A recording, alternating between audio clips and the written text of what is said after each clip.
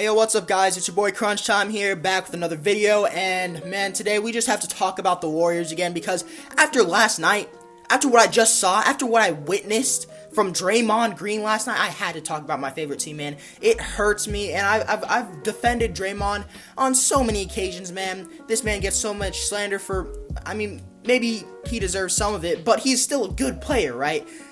Regardless of what the box score says, regardless of what the stats say, he's a good player.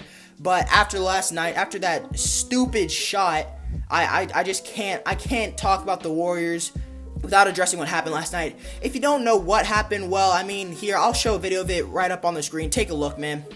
Over the years. Well, let's see what they run here to free up Steph. So 8.7.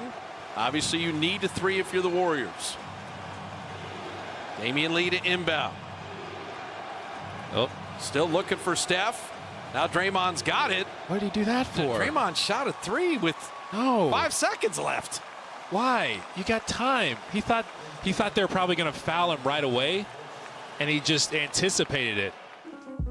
Yeah, man, that play had me screaming at my screen like a madman, bro. You don't understand. I know what he was trying to do. He thought he was going to get fouled, but it wasn't like he would have hit all 3 free throws anyways, man. And you have a guy named, I don't know if you've heard of him, called Wardell Stephen Curry on your team, and I'd much rather have him shooting a 3 than you taking 3 free throws. I'm sorry, bro, but that's just my personal opinion. That's most people's opinions, I think. Unless you're Max Kellerman, of course.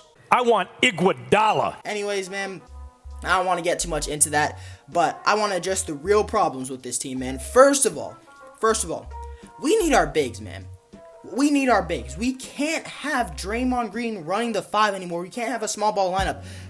Maybe he could have done it when he was in his prime, but he's not in his prime anymore. He's still a decent player, but I don't want Draymond running the 5 for us anymore. We need our bigs back. I wouldn't say this is too major of a problem because James Wiseman is out, Kevon Looney is out, Marquise Chris is out. Basically, all our centers are out. We have to run this ultra small ball lineup. We're kind of forced into that, but I think James Wiseman is returning pretty soon.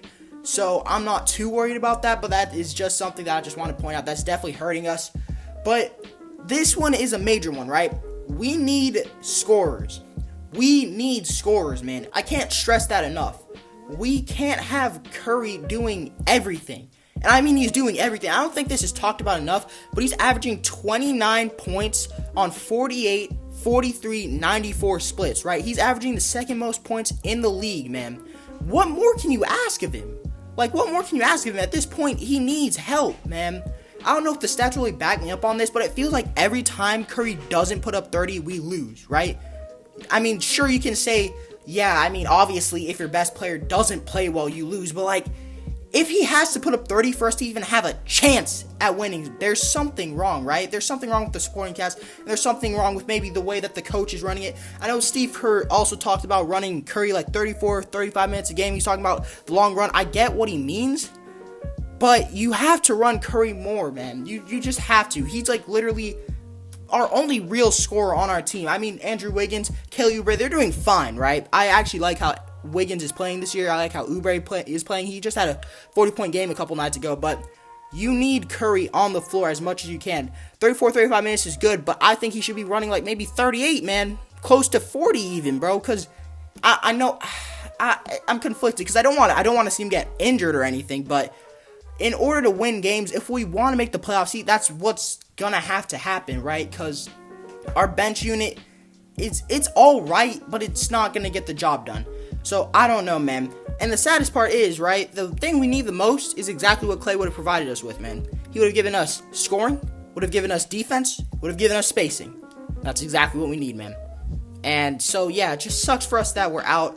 What can we do now this season? At this point, I want to say that we should give up and tank or anything, because I just don't think that's what's going to really help us in the long run, especially since I think we have our first round pick for this year. I think if it's outside the top 20, it goes to the Thunder. But we also have the Wolves pick, but we might not even get that because their team is cheeks, man. I'm sorry, Wolves fans, but your team is cheeks. So we might not even get that pick, right? Because I think if it falls outside the top 3, we don't get that pick. They get to keep that pick. So I don't know.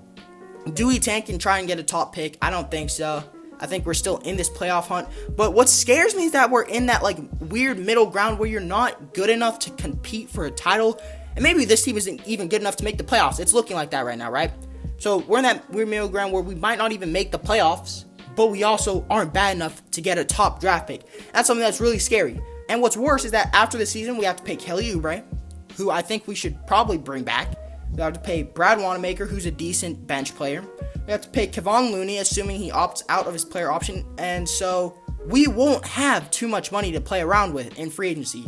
As far as trades go, if we were to trade for anyone, I think that VO wouldn't be a bad trade. Like, it's something to really think about. It's rumored he wants to leave Houston, right? I don't know if that's true. I don't know how true those rumors are, but I think I've heard that he wants to get out of Houston from some people. So, I mean, if they're looking to move him, I think that the Warriors should act on that quick. I know he'll probably be like a rental or something because he's an unrestricted free agent this offseason, if I'm correct.